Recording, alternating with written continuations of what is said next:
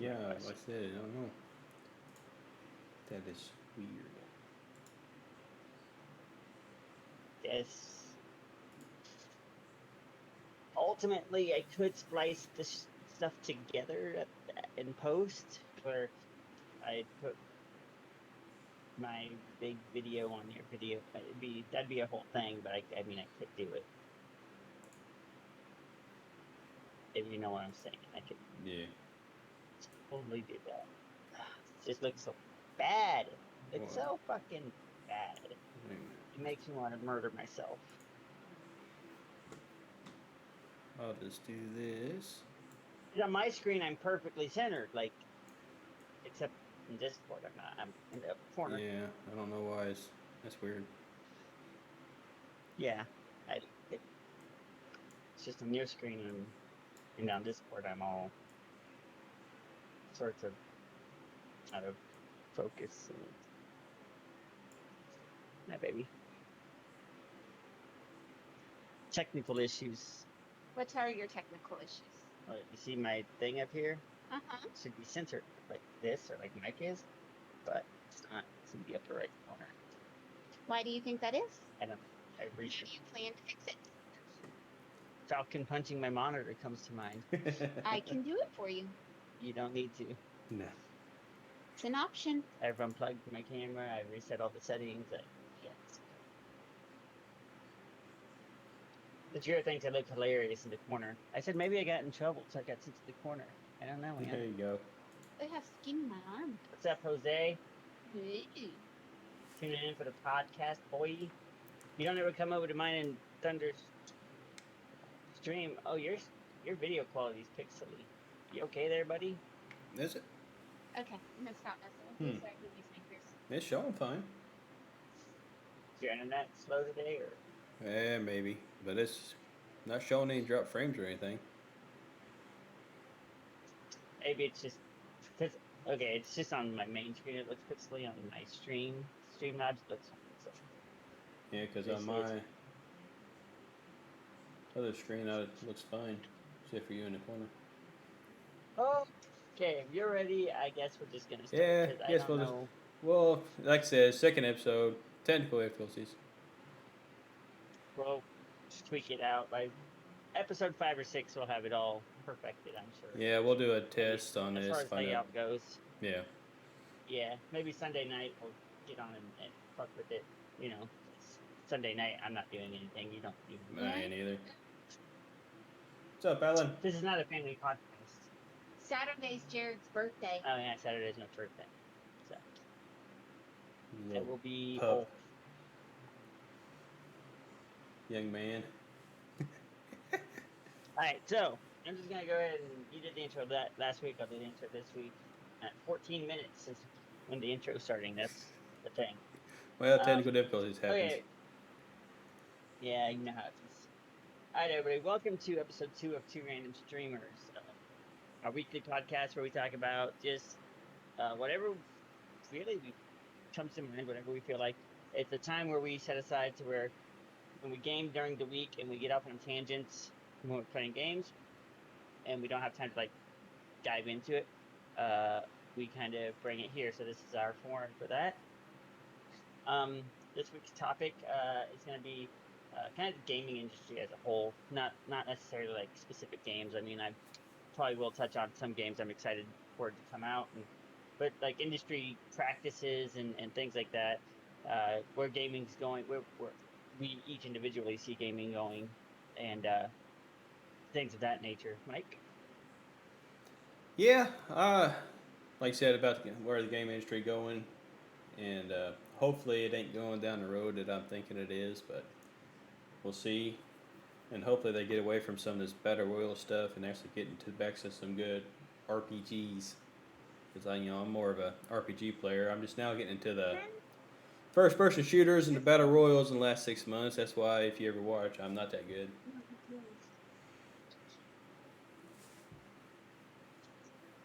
Let's see. sorry, I got Oh, you're fine. background. Yeah. Yeah, that's a good place to start off. So lately, It's no secret, it's no surprise to anybody that battle royales are like currently, and for years, last few years have been the hot thing. Since it started with PUBG, right, and then Fortnite came like dominating onto the scene, took over, and now it seems like every game, a lot of new games are either battle royale exclusive or they have some sort of battle royale mode to them, and it's a very big draw because battle royales are very polarizing. They're like, if you lose first one to die in a match, you're pissed and you go right into another match because you're determined to do better. If you win, it's like this super high, like you're way up here, like just feeling good about it, right? Like it's like the biggest hit of dopamine you can get. So once you win one or you're working towards it and you get that dopamine hit, now you're hooked. You're addicted. Yep. Same as if you get that first kill in a game. Like when I first started Fortnite, I couldn't kill anybody. I die all the time, but that first time I got that first kill, I was like, okay, I'm gonna play 8,000 more games, Yeah. and I think that's why they dominate the market right now. Yeah, I kind of think so too because like I said, when you first start out, you're super terrible, and like I said, you lucky if you get one kill. You probably die with it when you drop within a couple minutes because you just don't know what to grab, and people's been playing since it came out will just shred you. But now, since it's been out a while, people are actually getting into it. But the biggest thing about it, it can be a toxic environment, so you got to kind of watch it too. Just don't take it personal. It's a video game at the end of the day.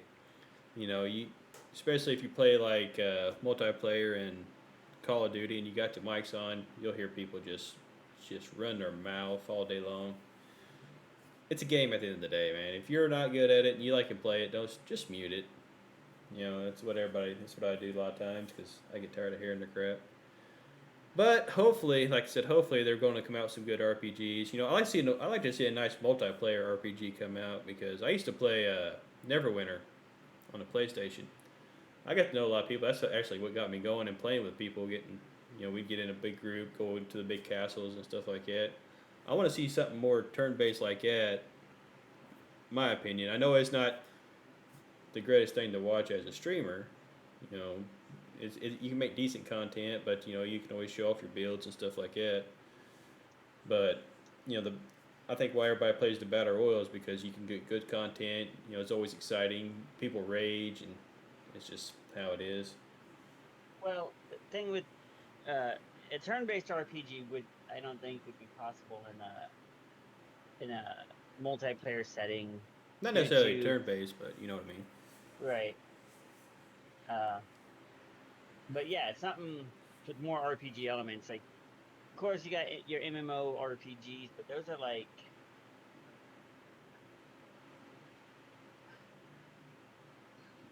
Hold on a second. Well,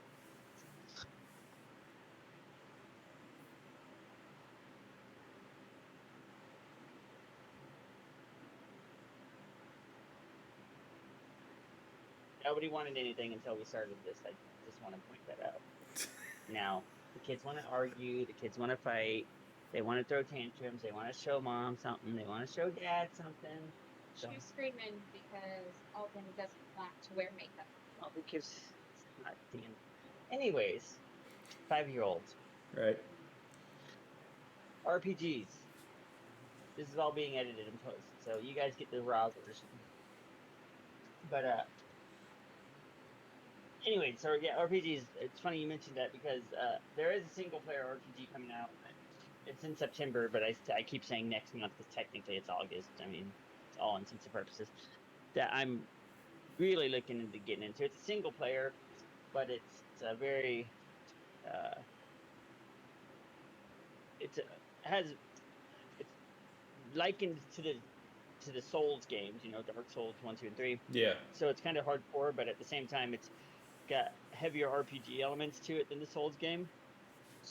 I've never played the Souls games. I've just heard about the Souls games. Anyways, I'm gonna bring it up on my stream real quick, so anybody watching it live can see it. This is the trailer for it, so we're just gonna go ahead and pull this up. Mike's gonna sit there for about a minute and watch it, I guess. Yep, I'm watching. Okay, this is the trailer for Mortal Shell.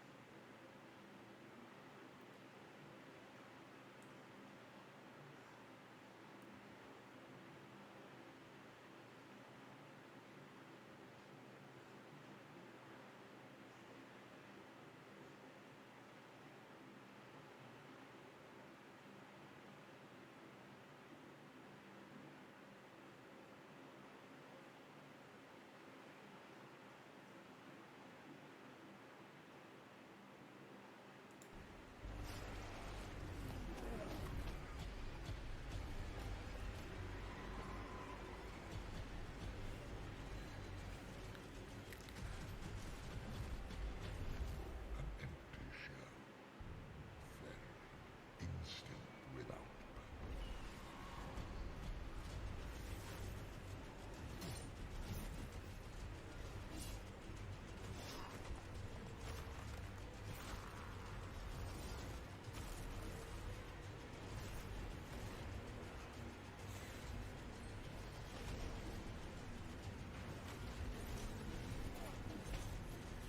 And that is Mortal Shell.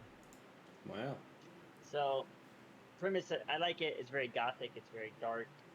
Very Diablo-esque. Uh, those are the type of games I want to see more of. And if they could do something like that in a multiplayer fashion, it'd be really good. Yeah. Like that game, the concept is you're like, I don't know what you are, like a wraith or something, but you can possess the dead bodies, corpses of fallen warriors, and depending on the corpse that you possess, uh, you have different fighting styles, abilities, etc.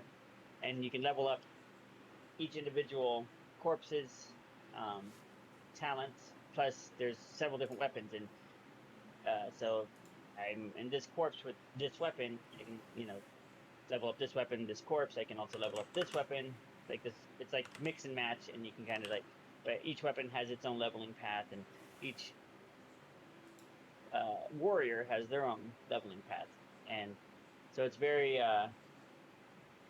has very heavy RPG elements behind it, which is one of those games that I think it's a single player game, but when it comes out, I'm probably gonna pick it up and stream it because the world just looks so rich and like it looks really good. But that's just touching on the RPG thing. But I agree with you. If we had something more like Neverwinter Nights that we could get our communities involved with, like Right. Never played get them on stream. Neverwinter Nights.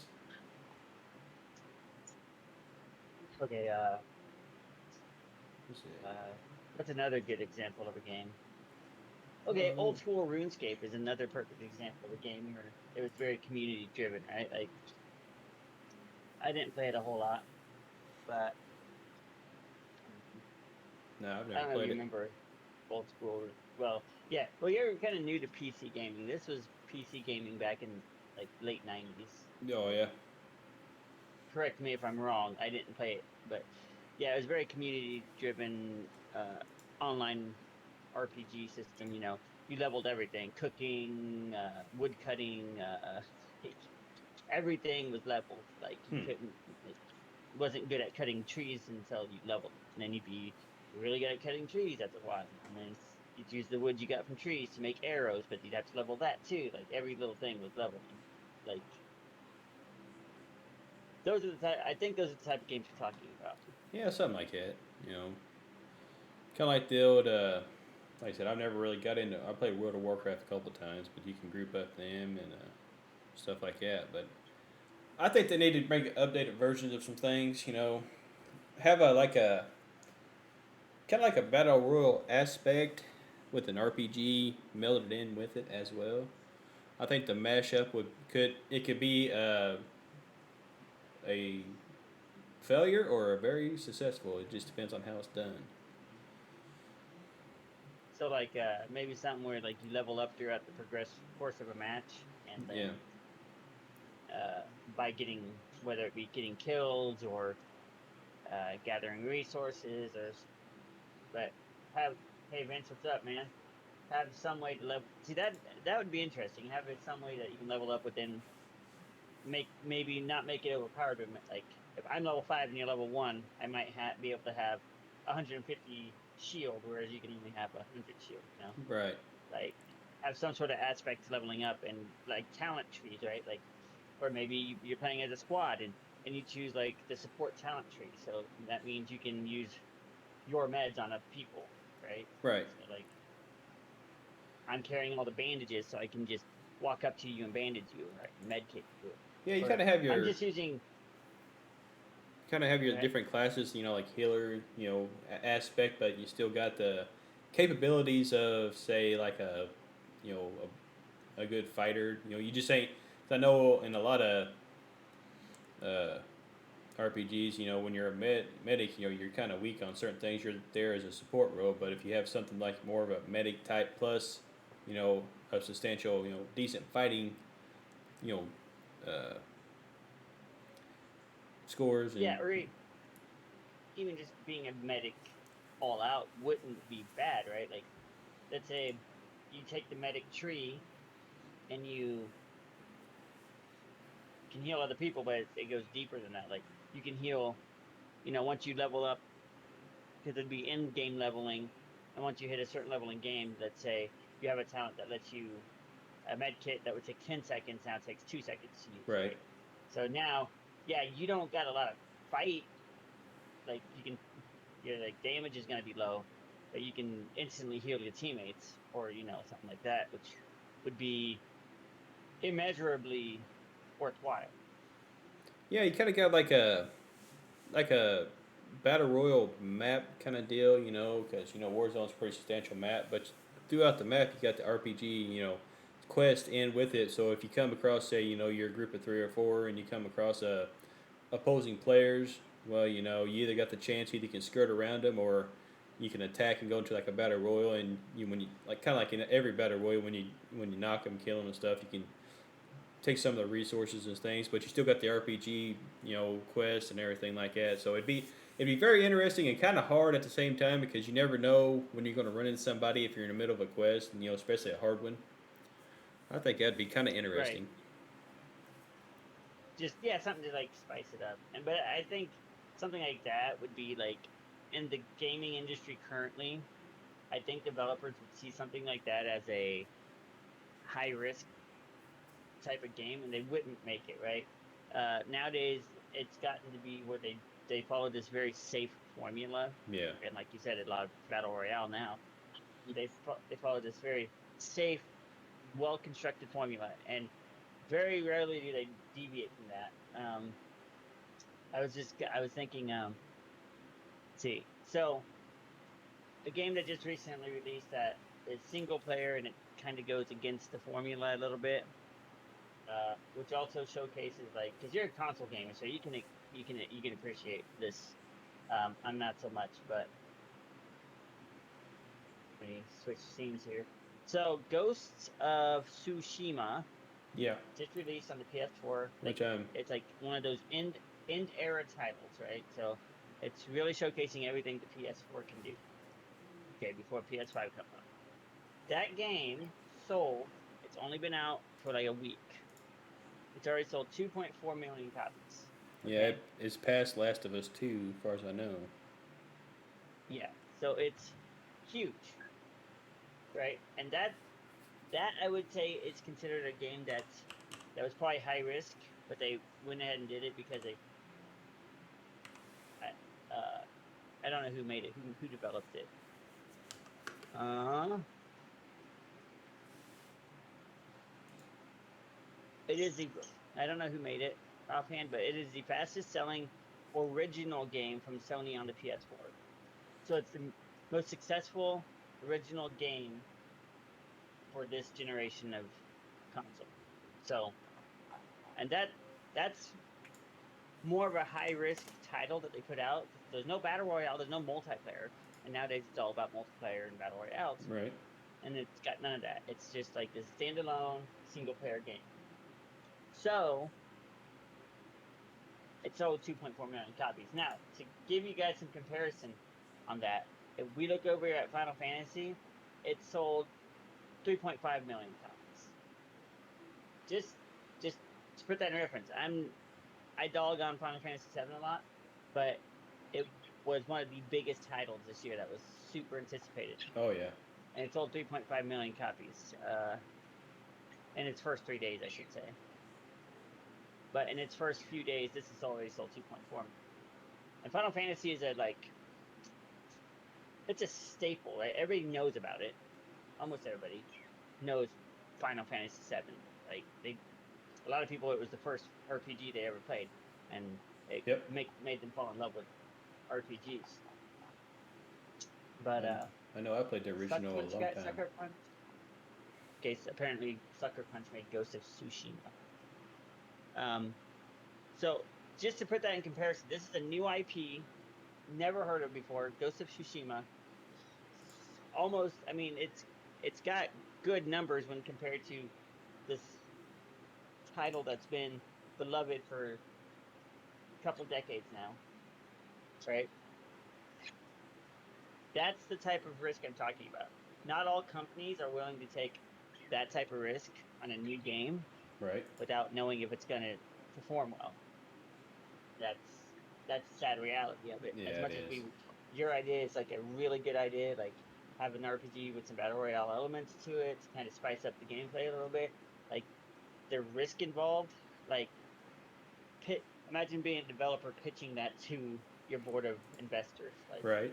they're like, so it's battle royale. No, it's not battle royale. It's got some element. So you get to kill other players. That's what's popular. That's what the kids like these days. Not exactly.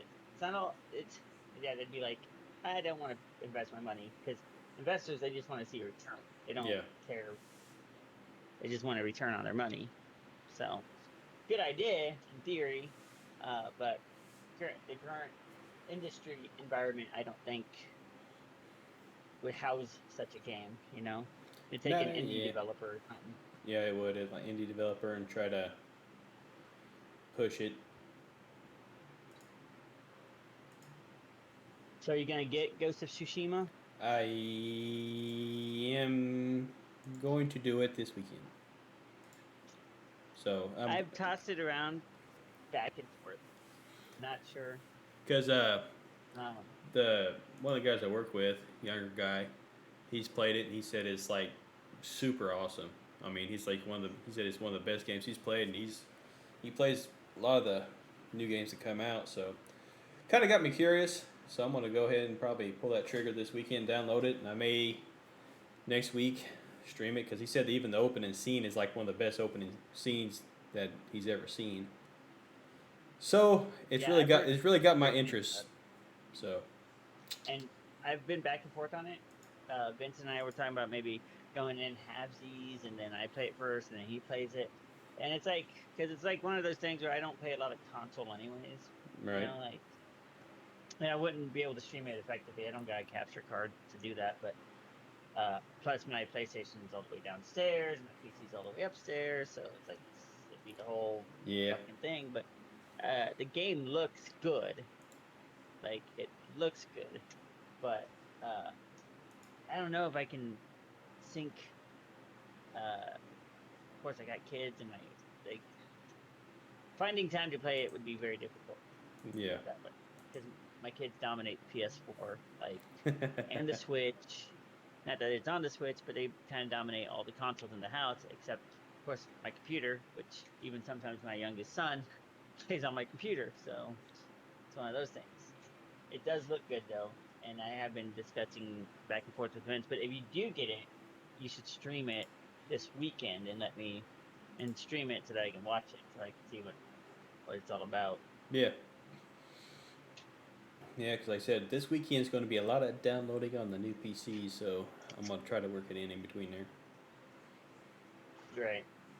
Yeah. Looks like a good game. I haven't played it, but I hear good things. Yeah. And if I get it. I'm sure Vince will play it. What a big flex, letting your kids play games. Sorry you had a broken childhood with your kids play games all the damn time. Probably too much, if I'm being honest. Yeah, right. Like, I didn't play video games that much growing up. Anyways, moving on to another thing that I was going to speak about tonight, gaming industry. Everybody, it is official as of a couple weeks ago. Fortnite is out of early access. Yes. So, it was only in early access for 3.5 years. Yeah, right. So, Baby steps. they can no longer use early access as an excuse for their shitty game.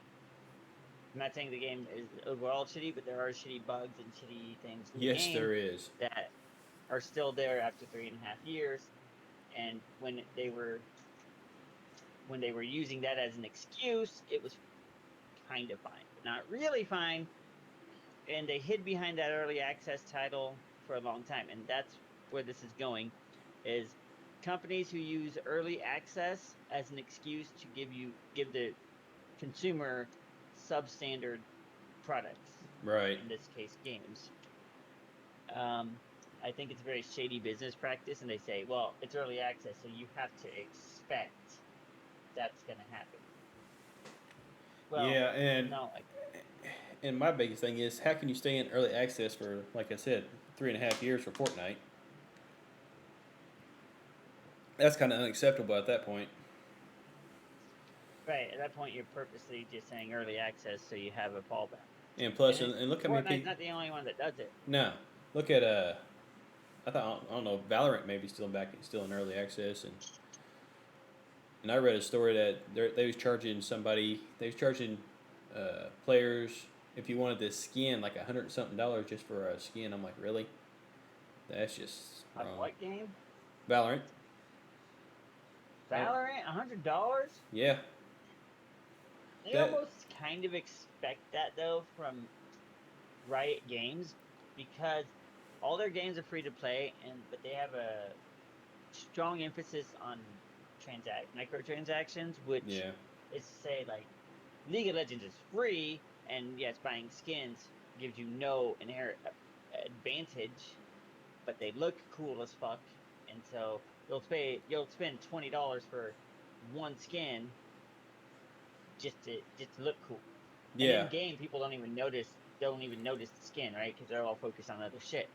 But you think people notice it. So, but $100 for a skin seems like Yeah. I mean, highway robbery. the microtransactions kind of need to be there because, like I said, it is free to play. So, they gotta make money somehow. But I think it's like COD Mobile. Every month now is a new season. So every month you got to buy the battle pass. That right there, I think, is kind of not really shady, but I don't think it's really ethical about hey, Exploitative. new season, you got all these new skins, you got to buy the premium battle pass. I'm like, why don't you let it go for 3 to 4 months before you do something like that? Now it's every month. And like I said, if you want to stream it and you want to show off all the good skins, all the new, you got to. So each month you're buying the battle pass, even though Yeah, it's kind of ridiculous.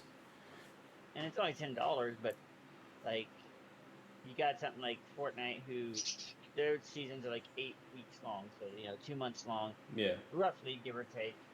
Sometimes longer, sometimes a little shorter, but and same price for the battle pass, $10. Well, yeah, COD Mobile used to be a little bit like that, 6 to 8 weeks per season, but now they've really ramped it up. And the thing with COD Mobile is they're giving you new skins and stuff, but there's no new content in the game itself. So they're just they're spending all the development time on these new battle passes, and then new battle pass, and then Yeah, because if you buy every battle pass every month, you're spending $120 on a mobile game that's not really giving you any new maps.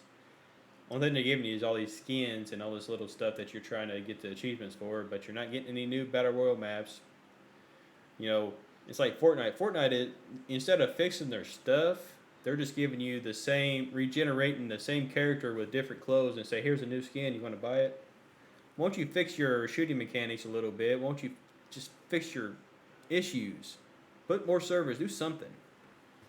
Instead of, oh look, It's the same basic person. They just got a different costume on. Here you go. Here's 300 V-Bucks. Fix your stuff. And Vincent, you're bringing up a thing about. I'm gonna just go and say that used to be titans of this industry have since started falling into bad practices because of that bottom dollar I was talking about. We got like Bethesda Studios. Everybody remembers their Fallout 76 debacle. I mean, I bought the game. I played it. I enjoyed the time I spent on it, but it was flawed. It was, it was I've heard about it, but really I've flawed. never played it. But I heard all the Yeah. bad things about it. It was bad. Like I got motion sick playing the game, and it's one of those things like because they wouldn't let you. They didn't let you have a FOV slider, so you could like set your own field of view. So it was set at this one really fucking bad setting, and so if I played for more than 30 minutes without taking motion sickness pills, I would get like motion sick. Like it, and I shouldn't have to get fucking motion sick to play a game, Right. Like, and it took them like 2 months before they patched that and said, "Oh, here's your FOV slider." Well, that should have been at fucking launch. Like, Right. are you fucking serious? Yeah, like I said, a lot of people are just pulling crappy games out and instead of, working on some of the stuff they've already got out for quality. What was that? You alright over there? I hope so. You were saying now you're. Huh. Did they come back? No, Yeah, you're back. You What, kind of keep- laggy a little bit.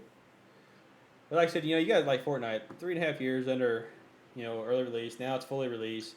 Not even they're worried more about retracting the water instead of fixing their stuff. You got other games. You got this Cuisine Royale I play. And I actually spent money on this game. It wasn't free to play, and it's got like 1980 graphics. I'm like, really? What are you doing? Or early 90 graphics. I mean, it is the goofiest looking. Kind of I've played it. I've actually streamed it. I tried to play it a couple times, and it's kind of it's trash to me. But so everybody else may like it, but it took forever to get into the lobby. So, people need to think. That's why I hesitate playing a lot of games because I research it. And, you hear a lot of bad stuff, especially when I spend money on it because it's like, man, I just spent $30 on this. Now this game is shit. So what do I keep doing? Yeah. That brings us to the point that. So I met you in 2019, right? Or 2020 rather. Yeah. Maybe 2019. 2020. 2019. It doesn't matter. Before that, Vince and I had 2 really bad years. I think it was 2018 and most of 2019, where game companies would hype these games up, and me and Vince would get really excited about it. We'd pay for I want to say early access, but that's not what it was. Like founder packs, like $80, $90 founders packs for these games that were coming out, and we were super excited for it. And then the game would launch, and either not launch with everything that was promised, or launch with so many bugs as be impossible to play, and so we're spending this money, and we're not seeing any return on it. And after a while, we were just like, okay, we're not gonna pre-order games anymore. No. Anthem's a perfect example of it. Anthem came out, game looked amazing, and we bought it. $88 or something for the founders pack. Anyways, we both bought it. Now, to its credit, the gameplay was fun. The combat mechanics felt solid. We had a lot of fun, but there was a lot of bugs. Like Vince and our friend at the time, Greg, they constantly had like crashes at load screens. The load screens were like 3 to 4 minutes long. They, just these things that made the game super not fun for them. Be in the middle of a strike and they just disconnect, and it was just like. And then once we did get to the end game of it, there was nothing to do. they released a game with no end game at all. So like, you know, you play for a few hours, you're at the end game or whatever, and now there's nothing to do. So yeah, people jump ship. But to their credit, BioWare said, "Okay, we hear you," and they're going back to the drawing board. I just actually read an article on it the other day. Mind you, this is back like 2018, and they're just now getting to the basically the redesign, the planning redesign phase of it. But they're going to relaunch the game in 2021. They hope fully. They're redoing it from the ground up, basically, and they're going to relaunch the game. So yeah, when it gets relaunched, we'll go back to it because what the game did deliver on was you did feel like Iron Man. Like you felt like Iron Man flying around in a suit. You could go seamlessly from ground combat to aerial combat, like seamlessly, and it just felt so good being able to do that. Yeah. But that's one of those games that puts sour taste in our mouth. Same with like Division 2 was another one we bought, and then when you get to the end game, there's no end game content. So you're like, and it doesn't take long to get to the end game. And then you're just like, okay, so now there's nothing to do. And then, 3 or 4 months down the road, the company says, here you go, we're releasing this content, but by then you're already not playing the game, you're already sick of it. Yeah, you already moved on to something else. Moved on. Yeah, it's just, and to a certain extent, Tarkov's the same way. I didn't pre-order it, but I'm just saying, like, that game is very one-dimensional, right? It is. Like, you have one thing you can do: go into a map, try to kill somebody or get killed. Like that's really there's no depth to it. Like it's fun on a very rare occasion, but It's fun when you got people playing with you. You know, when you're doing it by yourself. I don't play it by myself. I haven't played it in probably 2 months now. Because, like I said, it is one dimensional. You go in, you're trying to, and the maps are once you get the maps down, it's not really that hard to figure out. It'll scare the hell out of you if you're really intent on what you're doing. But the thing, but there's really no when you get in the map. There's you're just trying to loot and get out. There's no purpose beyond that, which that is the game. But I figure needs to be something like have like an Easter egg or something in there you're trying to find or something like that. I agree with you, Vince. Vince says the game from One Cap, whatever that is, needs a ton to do so it isn't a rush to the end content. Exactly. A game that has, okay, here's a perfect example of that, like Animal Crossing, right? It's a game basically where you do nothing, but there's every little thing you can do: fish, catch bugs, plant flowers, pick flowers, talk to townspeople, all the stuff you can do. Doesn't push you any further in the game per se, but it makes you feel like you're doing something in the game. And that's all you need, right? Yeah. A game where you can do 100 different things that don't necessarily push you into like that. I think that's why Skyrim was such a big hit, because it's single player, and you could do story quests, or you could go off on these hundreds, literally hundreds of quests that had nothing to do with the story, and just do your own thing. It was very sandboxy, and yes, you could beat the game, and you could, but there was so much more to do in it than just get to the end of the game and then, you know what I'm saying? Yeah.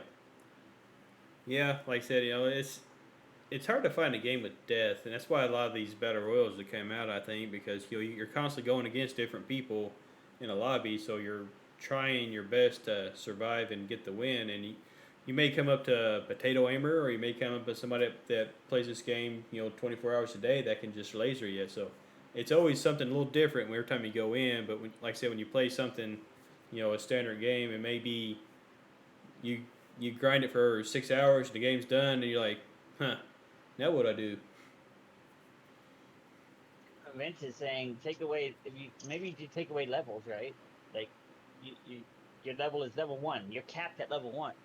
So now you have to, essentially, if I understand him correctly, you have to find things to do, right? Like there's things in the game world to do, but you don't have to focus on leveling.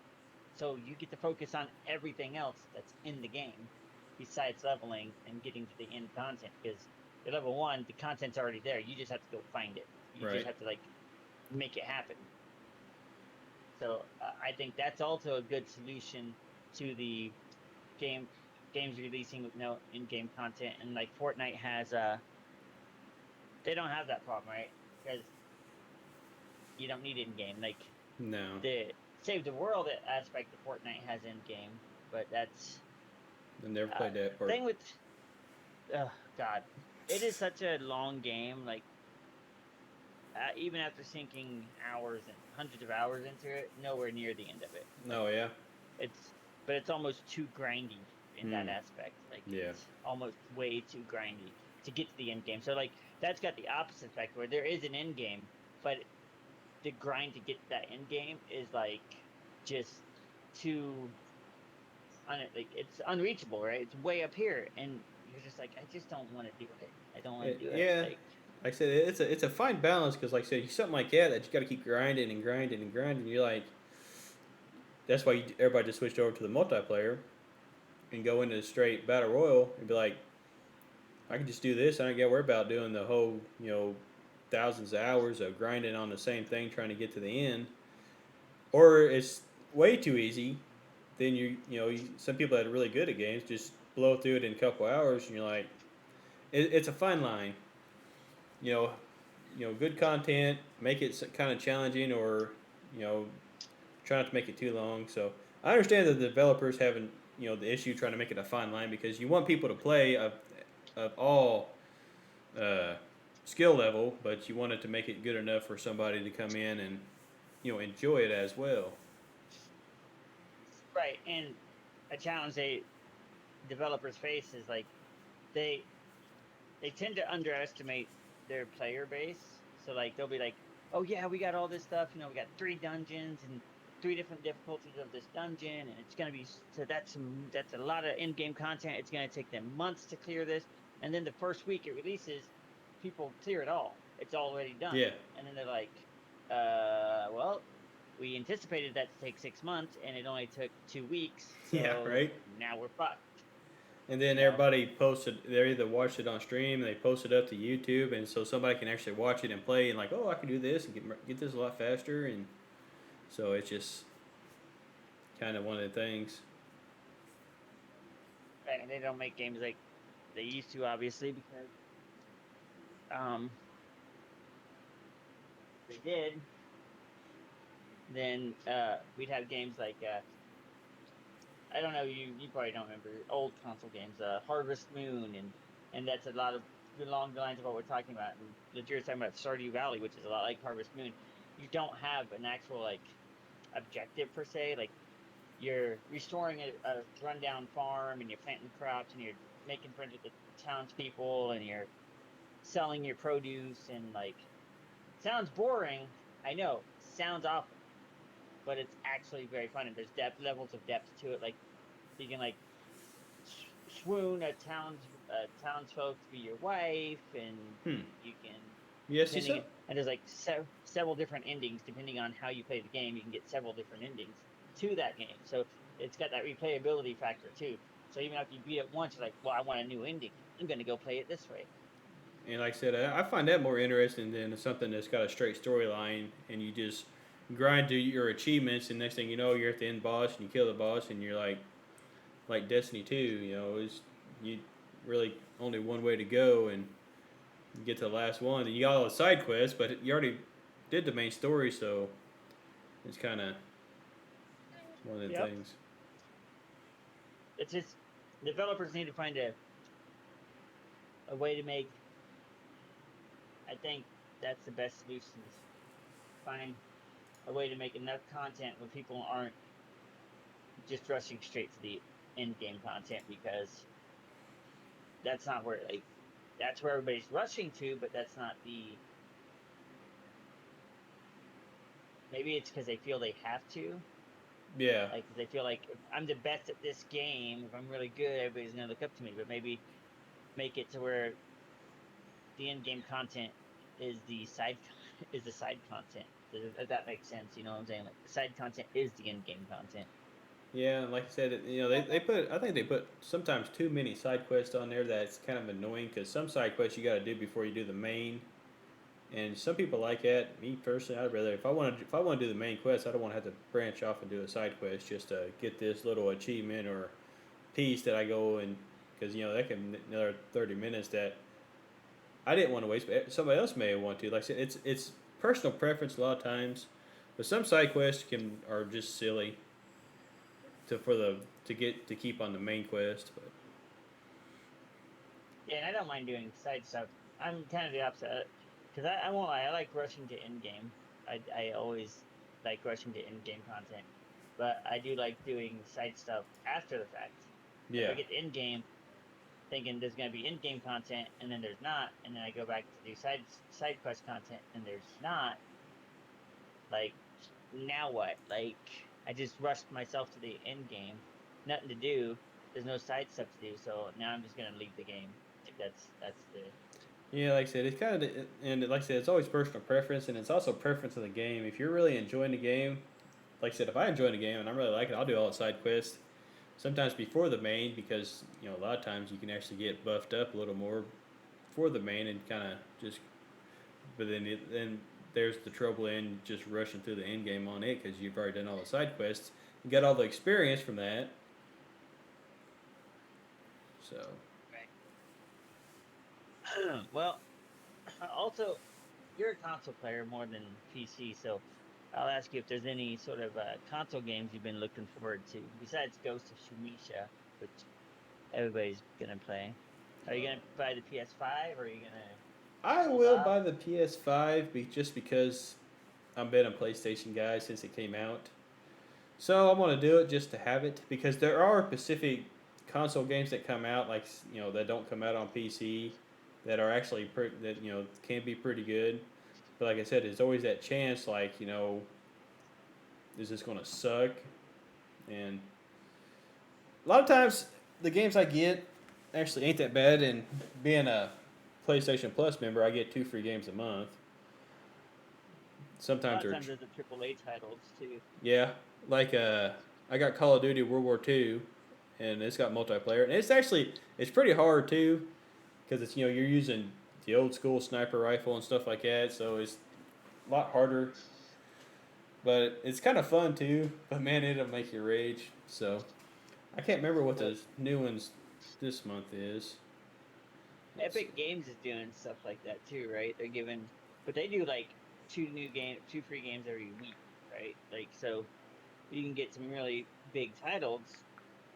Uh, Not too long ago, they had Civilization 5 or 6, whatever they're on. And it's Yeah, like a really big title, and it was free. And like, have it. There you go. yeah, because I And got the Grand Theft Auto 5 when it was free. oh yeah, I think everybody did. Of Yep. course, I already had it on Steam. And now that funny you bring that up because PS5 one of the release titles is GTA 5 remastered or whatever. Yeah. Like, Rockstar is torturing that title. Like, Yeah. they won't just let it die. They are like whipping it into keep going, just one more generation. Like, it was on Xbox 360, it was on Xbox One. Like, Yeah. now they're gonna put it on PS5, and then of course it went to PC, and then it's gonna go PS5. Like, at what point as a developer do you just say, okay, we're gonna make GTA 6? Like, just gonna do that? You know, like, it's sad to see what they're doing to it. Yeah. It's like this month or next month. The free games will be Fall Guys Ultimate Knockout, which I've never looked at that one, and Modern Warfare 2 Campaign Remastered will be available. So Yeah, GTA 5 makes them billions a year, Vince, but if they made GTA 6, that could make them billions a year too. And they could let GTA 5 die. die, yeah. they But yeah, could let it rest peacefully. yep. And there's some games I like to play that are not very good streamable worthy, but a lot of times you gotta take a chance because sometimes that little off the wall game will actually bring in the crowd because they're like, hey, I play that too. But Yeah, so some games have like weird little cult following kind of yeah, things behind it. And you start streaming it, and then people are like, oh cool, that's want to see what that game's about. And Tristan did that with a game. I forget what it was called. A couple months back, and he just started watching it or streaming it for no reason. He doesn't really stream that often, but and he had like so many people in his thing, like just this weird little indie title or whatever it was, and he had a lot of freaking traffic because it's just one of those games. Oh my lord, my kids! You can go ahead. I'm waiting for them to stop. yeah, but and change topics a little bit. That one thing that kind of irks me is games developers will actually give up on titles that got a cult following. That people are ready for either the next chapter or something to expand on the original. Like, see, I got into because one of the PlayStation Network free games was Titanfall 2, which I did not realize because I've never played it that it was the precursor to Apex Legends. Well, to be honest, I like Titanfall 2 better than I do Apex, but it got me into Apex. I didn't even know it was. I knew it was in the same universe. I didn't know it was a precursor to Yeah, it. it's like a precursor. It's more of a kind of a battle royal. It's not like the 3-man squad, battle royal. It's more of a, you know, what is it, 2020 something like that. And first one to the, and it's got different maps and everything. Different. It's got kind of the same characters. It's like it's a precursor because it's like years before Apex. In the storyline, it's like 100 years or something in between them. So you got kind of the same ones. You got the guy, the grappler. You got the speedster and the void runner and all that stuff. But you know, they've even said that they're not really wanting to do anything with Titanfall 2 or even Titanfall 3, even though they kind of teased it years ago coming out. And I've actually, because I was kind of curious about it. But there's a big cult following, and people play it all the time. I played it, I've streamed it, and I really enjoy it. But they got like a 5 to 6 year plan for Apex instead of just kind of leave this one kind of dangling out there. And you know, it kind of I understand as a business mantra that if you got something making you a lot of money, you're going to focus on it. But if you got a cult following, people are we got hundreds of thousands of people playing a game that want more content. I can kind of see where it'd be kind of a good idea to do a little bit or something. It's just kind of a little aggravating as a gamer to like something and never get anything new out of it. Yeah, there's a game I really enjoy playing, but I don't think I could ever play it on stream. It's very. It's called Let It Die. I've sunk hundreds of hours and dollars into the game. It's a very hardcore, like basically the whole point. It's really stupid. You start at floor one of the tower, and your objective is to climb up to the top floor, which is now up to like 110. At the time, it was only 60.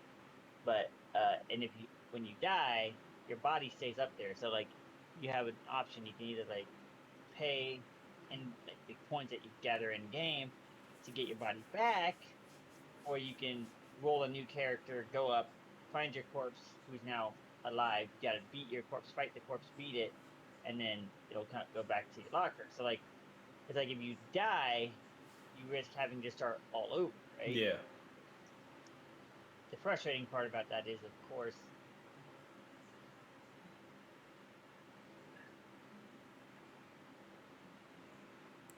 I don't know.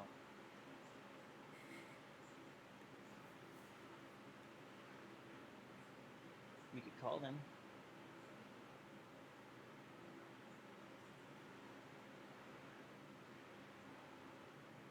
Anyways, yeah, but I couldn't play it on stream because like, not so much that I would die a lot, and it'd be a whole thing, but like the frustration that comes with a game like that, right? Is astronomically high. So it's a game that every once in a while I download and install, and I play a little bit. But I've never, anyways, I've never played it on stream. Sorry, I'm getting distracted with things around me. Take it away, Mike, while I get refocused. I can understand, the frustration about being on, streaming, because, it is a lot of pressure to actually, try to do good and, kind of show off the game and show off your gameplay a little bit. But it's not always about the gameplay. It's always about your reaction and, the kind of mood you kind of set to, people come in and try to enjoy it. But I see what you're talking about. Playing something like that. I mean, because that's why I don't play Apex too much on stream anymore, because I just get so tired of randoms and I get mad and start cussing and carrying on. It's just getting kind of toxic. I'd rather not do that on stream. No, I had supper.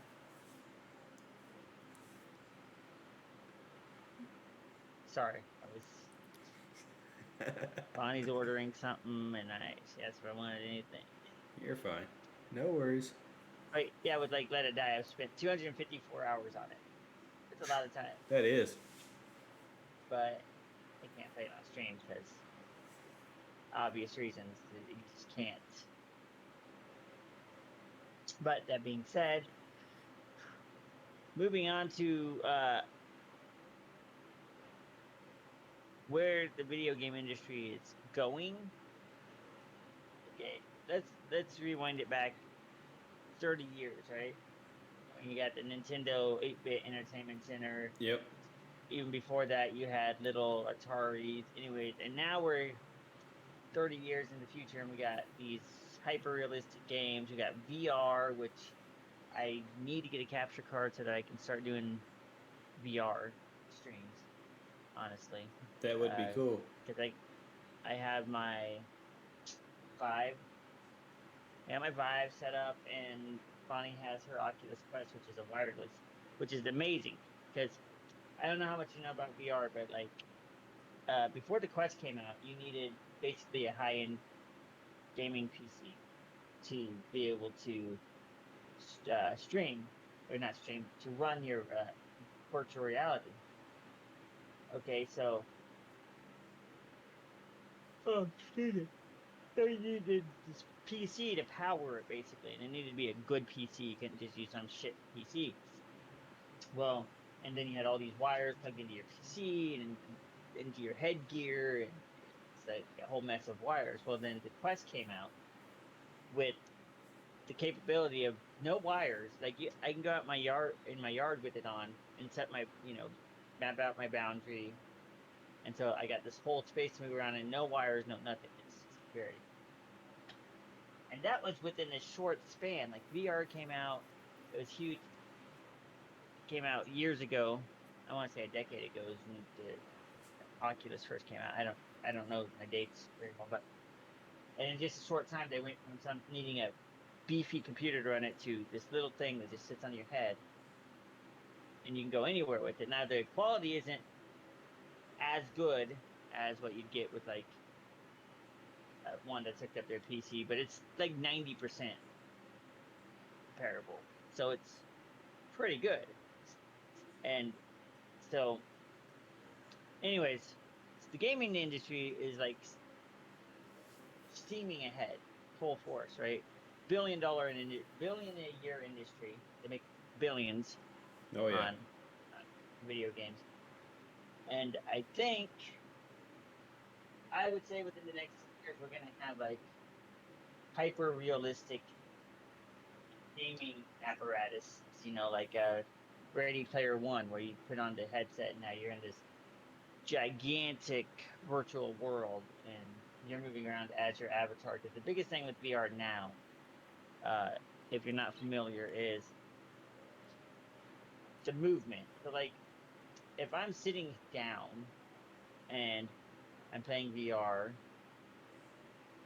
and it's a game where I can move around with my thumbsticks or whatever, that tends to give you severe motion sickness because you're sitting, but VR is so immersive that when you move, you feel like you're moving. And so when you're not, your brain knows you're not supposed to be moving, but also you feel like you are moving, you get very severe motion sickness. The way VR combats that is a lot of games have like uh, teleport moving, like you just click to the location you want, and it's like it puts you there, so that you're not getting this severe motion sickness from it. And I mean, this is like this type of motion sickness will like put you down for like 2 days. Like you won't feel right for 2 days. It's bad because it really fucks with your brain. Hmm. So I think once they combat that problem, we will have games like a battle royale even in full VR where you know walk in place and as you walk in place your character will run or Yeah. whatever, and then you pick up a gun and you have to aim the gun and you have to like all that. I honestly think that's in the next 10 years we're gonna have those type of games where you put on a full body suit, right? Put down the visor and you're in the game. I don't know. Like I personally am a big VR guy. I don't know about how you sit on VR, but I'm like definitely a big VR guy. Yeah, and I'm excited and a little worried at the same time for that kind of technology to come out. The simple fact, because people, especially nowadays, seem like they just kind of hate the reality of life right now. And I hate for something to be so immersive and so realistic that once they go in, it's like a, you know, somebody that's hooked on morphine or something. That's all they crack. That's all they fiend for it all the time and become an addict to it, and they spend the majority of their life in a virtual reality instead of actual reality itself. Which people do it now. I can get in front of a new game and spend 12 hours and not even realize it. Imagine being in something so immersive, so reactive that you actually feel stuff because you're wearing a full suit, and it becomes you think it's becomes more your life and you become more distracted. I'm excited and like I said, a little worried on a little that aspect of it as well. Well, yeah, okay, so they have now this it's a thing you put on your chest, and you can use it in games like Fortnite and stuff, and it actually like when you get hit by a bullet, you feel it in your chest, like like it hit you. And so that's like why I'm saying the full body suit's coming for VR because you got things like that. They also have this little apparatus that you set up over here on your computer, and like again, like let's use Fortnite as an example. If you're flying down in your glider, it's like blowing air in your face, like to Right. immerse you into the game. So like, or like if you're in a icy, you're at a snowy peak, you're getting cold air. If you're in a desert, it blows hot air. Like it adapts the game that you're playing to immerse you further. So if you got this apparatus on your chest that lets you feel the things in the game, and you got this apparatus here that's changing the weather based on what game you're playing, the next step is putting on a VR headset, and now, yeah, like you said, you're fully immersed. Like there's no distractions from the outside world. You got noise canceling headphones on. You've got this wind in your face. You got this thing that lets you feel like. And I think at some level that gets really dangerous, right? Because especially to youth, because then people use it for like porn and stuff, and then they get disillusioned to where in the fantasy world they can do anything they want, Right. literally. And then in the real world they try that, and now people are getting hurt, and people are, people lives are being ruined, and it's a very slippery. So whereas I am a very, I'd say, libertarian in my beliefs of human rights and all that other shit, but I think it would need once it gets to that point, I think there's going to need to be regulations on it because uh, humans left to their own devices are not smart people. Well, yeah. Plus, if there's no, like say in a VR where there's no consequences for your actions, the human entity itself will actually keep pushing a lot of them, push and push. Next thing you know, you're doing stuff that you wouldn't do in real life, but you're doing it in a VR reality that only you can see. Next thing you know, it's going to get so real that when you're in real life, next thing you know, something's going to happen. You're going to think, well, I can do it there, I can do it here, like you were saying. Then, people may die, assaults will happen, stuff like that. So it's a fine line, a little bit of a slippery slope, getting too far into it too fast. Plus, the Right. human mind is very intricate. So, something happens in that game if it gets too real. Like, say you fall off a cliff and it's 30, 40 feet. Your mind may thinking, it's that immersive. It may have you may die from it. So it's tricky. Yeah, and like I said, I think that's where you're gonna need regulation with it, right? Because right now, most VR thing like platform, anybody under the age of 13 should not play it No. because the 13 your brain's not, it's very underdeveloped. It's not quite there yet. So yeah, it can really. They don't. There's not enough studies on it to know what it will rewire, if it can rewire your brain, or how it's gonna affect brain. So yeah, it needs regulation. Like, and I would actually say maybe even 18 plus, because the brain's still not fully matured until you're in your early 20s, anyways. And so, uh, giving people this escape, so to speak, where they can do anything without consequence, is when their brain is still very easily manipulated. I think, and then I think other applications that hackers getting in and putting subliminal messages into a game, and since yours is fully immersed, it's gonna you're gonna be more susceptible to that subliminal message, Oh yeah. you know.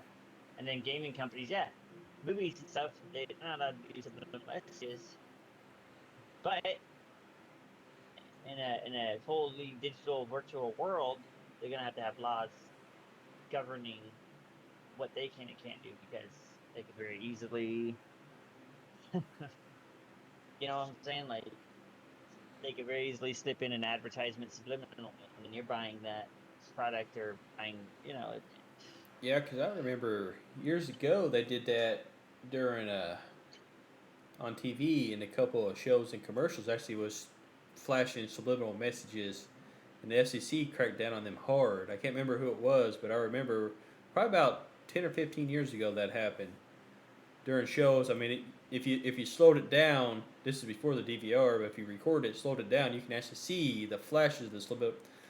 This is when the FCC stepped in and said, you know what, this is when all that kind of started coming down through. Plus, talk about the age limit. I think 18 should be, because they've even showed studies that sociopaths, you know, start, can come out at adolescence as well. So if you got somebody that's borderline sociopath that's got the tendencies in a VR realm, they can actually map out their fantasies and actually breed the dark side of what. escalate. Yeah, and we really don't need that, because because the parents may not even know it, because they're not the kids spending all that time in the VR world. They're not watching. They're not checking on them, because they may be working or whatever. Next thing you know, 10 years down the road, bad things start happening, and they're like, well, how did this happen? Well, they go back and say there's a log of all the stuff that they've done up till then, and see all the gruesome, terrible stuff they did in the VR world that actually spilled out into the real world. That's right. Yep. And it just, is he coming? Hold on. Is he coming by for the card? Is he coming by for the card? Sorry.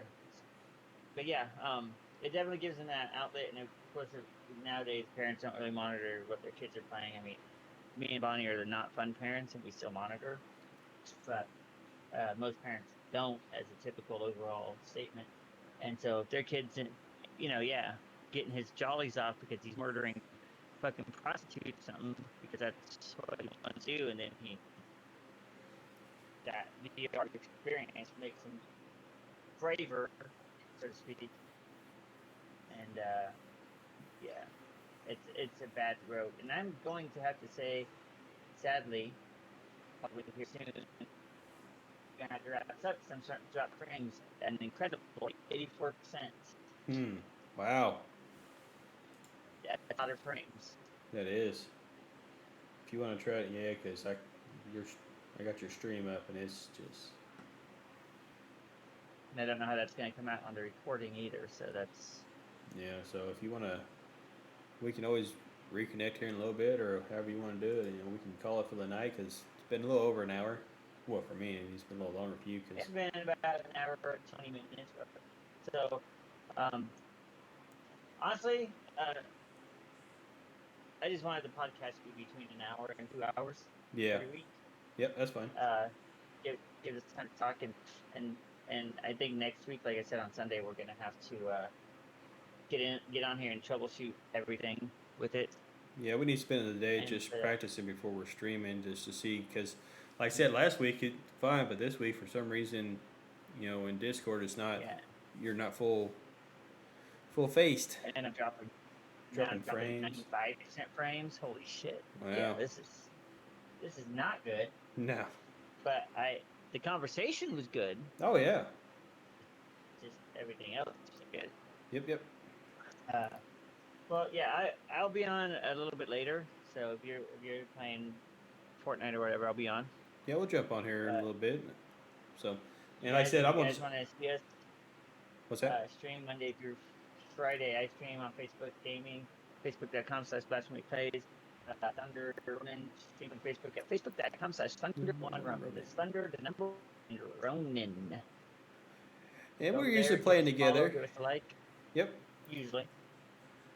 So we do our podcast streaming to Twitch because it's just easier to have a bot of it up on Twitch that can download the reference. Yeah, and you can just straight Facebook exclusive. And you can just straight upload to YouTube like it's nothing. Yep, and the podcast will be uploaded to Buzzsprout. The audio will be on Buzzsprout, which will then be listed on Spotify, Podcast Addict. Hold up. I'll let you know. It's going to be listed. Directories. So Spotify, Podcast Addict, Podchaser, Deezer, Listen Notes, and we're still waiting for approval on iHeartRadio and Pandora. Wow, so I didn't realize you did all that. Or any of those others.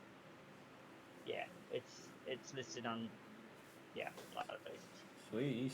YouTube is also a place you can watch it. It's right there on Buzzsprout, actually, sir. Is all of them on there? Go to on the Buzzsprout page, if you go to directories, it shows what's all listed. And I've already submitted to iHeartRadio and Pandora, which they haven't given it yet. But... Okay. Yeah. Did not realize that. My bad. People on Spotify can just listen to it on Spotify. Go to our YouTube channels. Look me up on Blasphemy Games on YouTube. He's Thunder Ronin, of course. Hit that subscribe button. We've been doing better about getting content up on YouTube, so yeah, try to. It's a way you can find us when we're not online. Give us a look, so hit that sub button. Go to Facebook, follow, sub. Heck yeah. Other than that, we will see you Wednesday. I mean, for the podcast, we will see you on Wednesday. Of course, I will see you every night this week. Well, Monday through Friday for streaming. Mike will be on as well, I assume. Yep, Monday through Friday. Maybe Saturday. Probably not Sunday. I think Sunday's going to be the off days, if anything. You know, Saturday's off and on. Depends on what's going on. And I never stream on Saturday and Sundays. So, yeah. That's just my streaming schedule is very... Weekends are off limits and... That's otherwise stated, which usually is not. Other than that, I will be maybe streaming a little bit later tonight if I can fix my shit on Fortnite. If Mike's around, if not, probably not worry about it. But we will talk to you guys later. Thanks for tuning in. Yep, thanks everybody. You guys have a good week. Yep, we'll see you next Wednesday.